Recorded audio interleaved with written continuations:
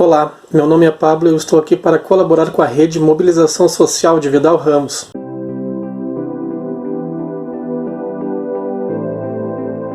Então, a minha relação com a arte eu nem sei muito bem como começou, mas tem um fato muito interessante que para mim é delimitador em tudo isso, que foi uma professora que eu tive ainda no ensino fundamental, lá no Rio Grande do Sul, na minha cidade natal, chamada Rosemarie. E foi a primeira vez que eu tive contato com uma aula de educação artística com um pincel, com uma tela, ou com um papel especial para pintura, com tinta acrílica. Eu vejo esse evento como um marco delimitador no meu gosto pela pintura e pelas artes. Também friso que eu não sou artista de formação, minha formação é em história, mas a pintura de uns tempos para cá tem me ajudado bastante a pôr para fora aquilo que às vezes a gente internaliza, né? Cada pessoa tem uma forma de externalizar as coisas. Algumas externalizam com ódio, com xingamentos, eu externalizo com tinta no papel. Então, eu sempre tive, desde dessa aula com a professora Rosemarie, eu sempre tive uma inclinação para com as artes. E sempre fui muito criativo também. E sempre, pelo acaso, sempre me dei muito bem com as pessoas do meio artístico, né? Tenho muitos amigos e amigas que são artistas e que me incentivaram bastante até a continuar pintando e a estar descobrindo técnicas novas e estudando arte em si, né? Que como historiador eu sou muito focado em conceitos de arte. Eu não consigo fazer nada que não tenha um conceito, que eu não saiba aquilo que eu esteja fazendo. Então comecei a estudar, pesquisar um pouco da história da arte, pelo menos aquilo que eu procuro me encaixar como vertente artística, que no caso são 3 movimentos bem específicos nos quais eu me encaixo, que é o neoplasticismo, o expressionismo abstrato e o neoexpressionismo, que agora eu vou explicar para vocês um pouquinho o que é cada um e seus principais artistas. E como historiador de formação, vamos partir pela ordem cronológica desses movimentos artísticos. Então, o primeiro deles, no qual eu procuro me espelhar bastante, né, tem bastante influência, é o neoplasticismo, que é um movimento iniciado no início do século XX, lá pela década de 10 e bem forte na década de 20, né, desse século, que foi um movimento iniciado principalmente pelo pintor holandês Piet Mondrian, numa revista holandesa chamada De Stijl, que é o estilo. E dentro dessa revista, vários artistas do período seguiam essa influência. E para mim, a maior influência, na verdade, nem é o Piet Mondrian nesse movimento, é uma pintora chamada Marlo Moss, que vocês pesquisem aí que vocês vão ver qual é que é. E a Marlo Moss, ela, além de colocar as características do neoplasticismo, ela se baseava muito na parte do construtivismo russo. O que é o construtivismo russo? O construtivismo russo é a parte, um fenômeno artístico acontecido na Rússia, que prezava muito pelo minimalismo da arte, vamos dizer assim, das obras, que em linhas retas, né? Vocês pesquisem o Mondrian e a Marlo Moss que vocês vão ver bastante, e no neoplasticismo também. Tanto é que essa revista De Stijl virou um movimento artístico cultural dentro do design e dentro da arquitetura, assim como uma outra escola de arquitetura que também se baseou muito nesse movimento, que é a Bauhaus alemã, na qual veio o artista máximo vindo da Bauhaus, a expressão máxima vindo da escola Bauhaus foi o Wassily Kandinsky, que também está dentro desse movimento do neoplasticismo e do minimalismo, do construtivismo. Vocês pesquisem aí que vocês vão entender o que eu estou falando. E depois eu vou mostrar alguns exemplos das minhas pinturas também, para vocês verem as diferenças, e eu vou falando, lembrando vocês cada uma. o que é. O segundo movimento é o expressionismo abstrato, que surgiu no pós-Segunda Guerra Mundial, especialmente nos Estados Unidos, entre os anos 1950 e 1960. Qual é a característica maior do expressionismo abstrato? Como o nome já diz, é um abstrato com bastante expressão. Então, como as pessoas andavam no pós-guerra muito sem perspectiva, né, com suas vidas, vamos dizer assim, bem para baixo, né, muitos artistas desse movimento são viscerais, procuram colocar para fora toda aquela raiva, aquela coisa que tinham da sociedade nas suas obras. E no expressionismo abstrato é uma característica muito importante, porque até então, antes,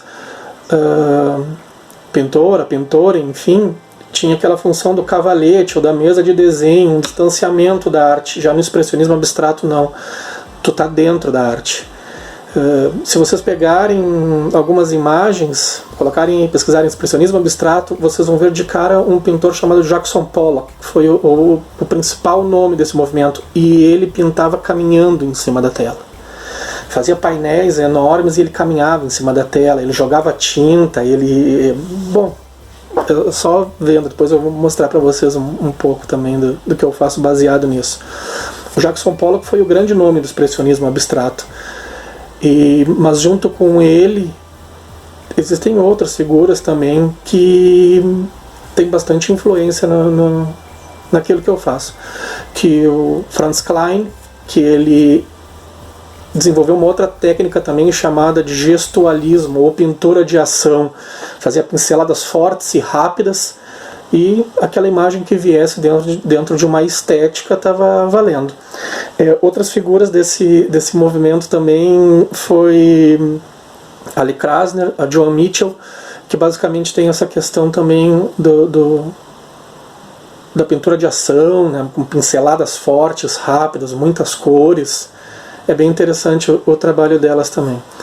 E tem uma outra figura, por último, dentro do expressionismo abstrato, chamada Mark Rothko. O Rothko tem uma história muito interessante, assim, porque ele basicamente foi o criador do que se chama na arte de campos de cores, ou color fields. O que é isso? São painéis enormes com uma, duas ou três cores. Qual é que é a importância do Mark Rothko para isso? As pessoas vão dizer, nossa, isso aí eu também faço, pintar uma tela de uma cor só, né? Só que não. Com isso, dentro do conceito das artes, o Rothko ajudou a definir uma série de cores que existem hoje a partir das pigmentações e dos efeitos que cada pincelada dava. No início a cor estava um pouco mais forte, já no final ela estava um pouco mais fraca, então a partir disso as cores começaram a ser melhor redefinidas. E aí então eu também basei bastante no Mark Rothko por causa da pintura mais chapada, mais, vamos dizer assim, chapada mesmo. E por último, e não menos importante, vem o neoexpressionismo, que é um movimento surgido ali em meados dos anos 80, especialmente nos Estados Unidos, e que tem como base as influências da arte de rua, o grafite, a pichação, enfim, essas expressões que a gente encontra na rua. E muitas nuances daquilo que a gente encontra na rua, tipo aqueles cartazes colados uns em cima dos outros, né, que a gente vê nas grandes cidades. Então tudo isso veio de influência para o neoexpressionismo. Outra coisa bem interessante também que surgiu com o neoexpressionismo é a pop art, né, especialmente com o Andy Warhol. Vocês procurem que vocês vão achar bastante. Aquela imagem que tem da Marilyn Monroe com várias cores, assim, não sei se vocês já viram, também aquilo é uma obra do Andy Warhol, é da pop art, né? Então, o neoexpressionismo tem como grande característica o primitivismo, que se chama dentro da arte. O que é o primitivismo? São desenhos de figuras grotescas, sem praticamente nenhuma técnica assim, de desenho realista ou impressionista, naquilo que a gente tem, às vezes, como conceito de arte. Então são coisas bem grotescas, bem agressivas, vamos dizer assim, e que tem muito a ver com os outros movimentos que eu já tinha falado também, com a parte do expressionismo abstrato, do neoplasticismo. Eu acho que dentro do movimento abstrato, esses três movimentos, esses três conceitos têm muito a ver um com o outro. Foram vindo, né, nessa graduação, primeiro lá, neoplasticismo, no início do século XX, o expressionismo abstrato no meio do século XX e para o final do século XX ali o neoexpressionismo, para fechar essa geração assim desse século XX com uma arte sempre renovadora, né? Sempre algo que renova. Os principais nomes dentro do neoexpressionismo, sem dúvida, é o pintor estadunidense Jean-Michel Basquiat. Foi um grande expoente do movimento, assim, vocês procurem aí que vocês vão achar, talvez até já tenham visto alguma das obras dele. Também Julian Schnabel, que era muito amigo do Basquiat, e a Elizabeth Murray também, que foi uma pintora que vocês procurem aí que vocês vão ver bastante identificação minha com as obras dela também, na questão das cores, das pinceladas diversas e tal. Agora, para ilustrar um pouco, vou mostrar um pouquinho das minhas pinturas para vocês e falando dos movimentos, né, para vocês entenderem melhor isso que eu falei. A parte do neoplasticismo, né, que a gente estava falando lá do início do século XX, ó, mais ou menos é isso. Ó. Sempre essas linhas retas, algumas cores, e está bem explícito porque influenciou bastante na arquitetura, né?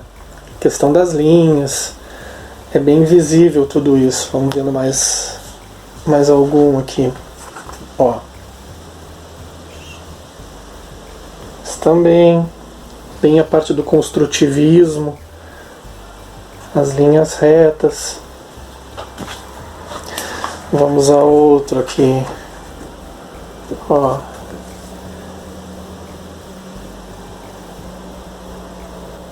É bem fácil de identificar a parte do neoplasticismo e as características dele, como construtivismo, minimalismo. Essa maior um pouco. Ó, bem fáceis características. E cada uma tem um nome também, eu vou botando o nome. Essa daqui se chama Jazz, eu não sei porque eu estava ouvindo jazz na hora. Essa aqui se chama Deschamps. Essa daqui se chama Construtive. E essa daqui foi uma releitura que eu fiz de uma obra do Kandinsky. Vamos agora à parte do expressionismo abstrato, né? Lembro do campus de cores lá do Rothko, das pinturas chapadas com cores? Ó, é mais ou menos isso. Vocês procurem depois as obras do Rothko que vocês vão entender melhor, porque o Rothko pintava grandes painéis, assim, dava um choque toda aquela cor, né? Um dia eu quero pintar um painel também, tá próximo. Essa aqui se chama Sol de Inverno.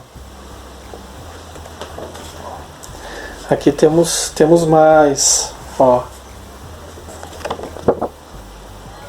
É tudo muito baseado na estética e na interpretação também, né? Essa aqui se chama Madre Milonga. Temos essa aqui também, ó, questão da pintura de ação.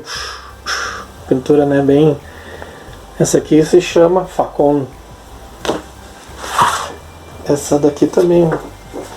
E depois vocês vão ver, eu utilizo vários materiais para pintar, né? Essa daqui mesmo foi pintada com espátula, não é com pincel.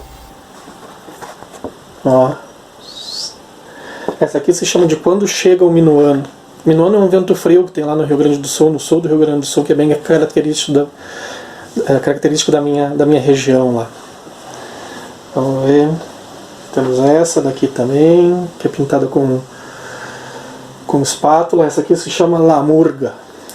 Murga é uma música carnavalesca no Uruguai. Vocês pesquisem aí que vocês vão acabar achando.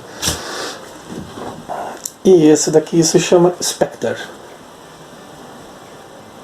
Se vocês lembrarem das influências que eu falei do expressionismo abstrato, vão perceber que tem bastante influência nestas pinturas aqui.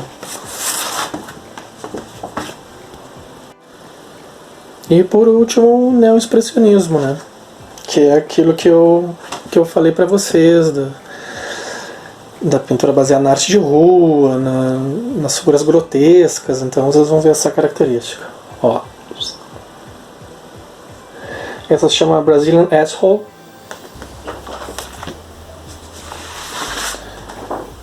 Ó, isso aqui é bastante baseada nessa questão que eu falei pra vocês, dessa sujeira, entre aspas, que é da rua, né? Do picho, do grafite. Ó, tem sempre tem dizeres, tem escritos, e baseado naquilo que a gente anda vivendo, né? A vacina e tal. Essa aqui se chama Até Quando.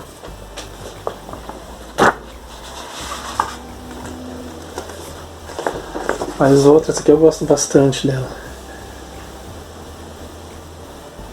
Essa aqui se chama Bons Amigos. E aqui esta última, aqui, ó. Aí, essa se chama About Politics. Beleza? Dá pra ver bastante as influências, né? Então, aqui um pouquinho do material para vocês. E vai sair alguma coisa agora aqui. Vamos ver o que vai sair. Como eu disse, eu gosto de pintar com muitos materiais. Né? Tem uma lixa aqui, que às vezes eu passo a lixa por cima. Eu gosto da coisa meio degradada, assim, meio... Né? É conceito, enfim. Então vamos ver o que vai sair aqui. Eu gosto, não tenho muita né, técnica, porque eu não tenho formação em artes, é mais né, questão de jogar pra fora. Então vamos ver, vamos fazer alguma coisa aqui, vamos ver o que sai. Fazer na espátula, porque eu gosto de trabalhar bastante com a espátula. Ela já sai um efeito bacana.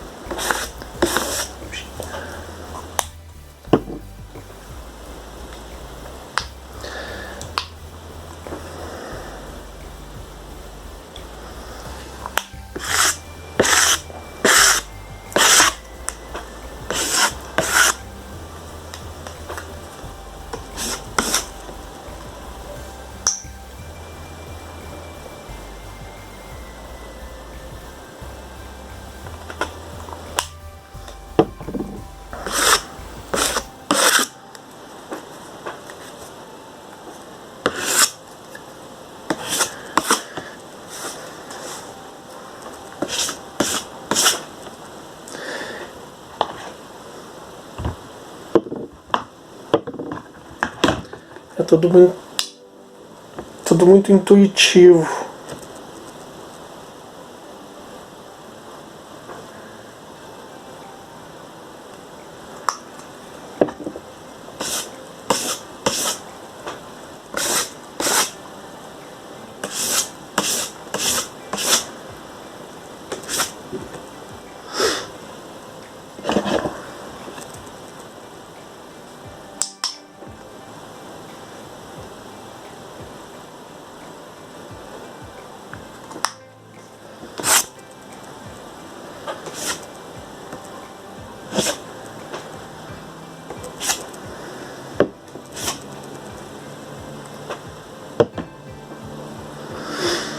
É tudo muito intuitivo.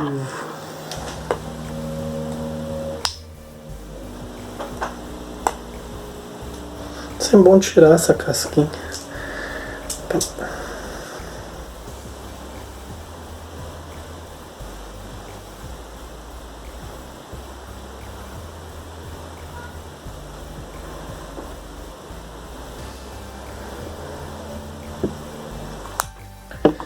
Eu gosto da pintura bem colorida.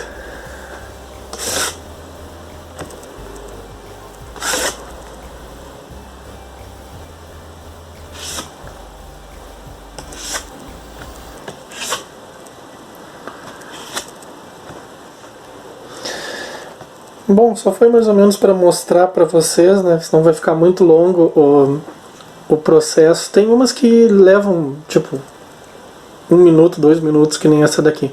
Mas tem outras que demoram bastante, especialmente as do neoexpressionismo, que tem uma pintura mais detalhada, tem um contorno, né? Tudo isso. Mas como eu disse, ela é bem gestual, ela é bem a pintura de ação mesmo, né? Que é basicamente essa que eu fiz aqui para vocês. Vou tirar a fita da volta aqui e a gente vai ver como ficou. E convido vocês também que estão assistindo o vídeo para olharem ela e darem um nome, né? Deem um nome, que é o nome que eu mais gostar ali eu ponho nela. Tá bom? Valeu! Então vamos ver como é que ficou essa. Ó.